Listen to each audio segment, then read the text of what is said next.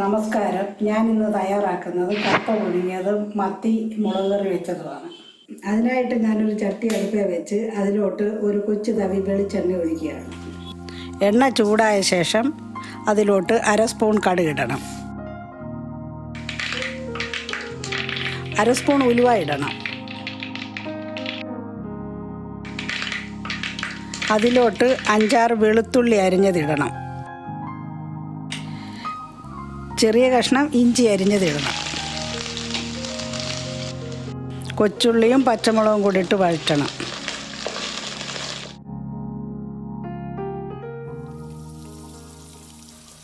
അതിനുശേഷം കുടംപുളി കഴുകി വെച്ചേക്കുന്നത് ഇടണം.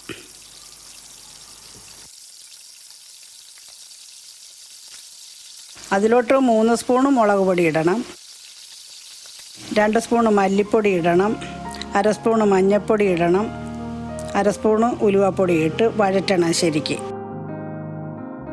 ശരിക്ക് വഴറ്റിയ ശേഷം 1 സ്പൂൺ ഉപ്പിടണം. 1.5 ഗ്ലാസ് വെള്ളം ഒഴിച്ചു വെച്ച് ശരിക്ക് തിളപ്പിക്കുക. തിളച്ച ശേഷം മത്തി കഷ്ണങ്ങൾ അതിലോട്ടിടുക. ഇട്ട് ശരിക്ക് ഇളക്കി അടച്ച് വെച്ച് വേവിക്കുക.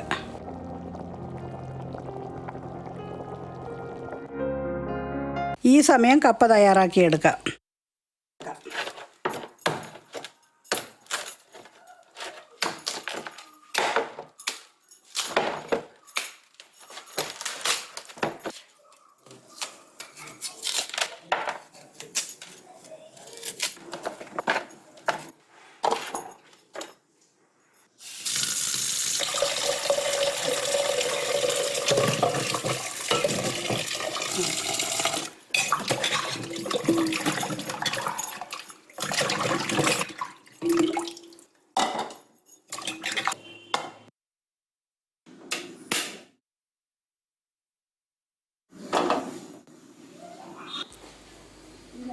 കപ്പ തിളയ്ക്കാൻ തുടങ്ങി.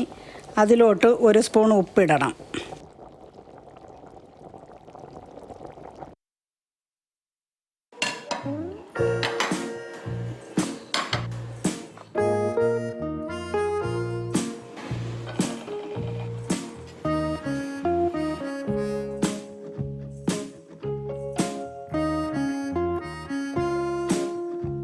ഞങ്ങളുടെ കപ്പയും മീനും തയ്യാറായി. നിങ്ങൾക്ക് എൻ്റെ റെസിപ്പി ഇഷ്ടമായെങ്കിൽ ഈ വീഡിയോ ലൈക്കും കമൻറ്റും ചെയ്തിട്ട് ഈ ചാനൽ സബ്സ്ക്രൈബ് ചെയ്യണം.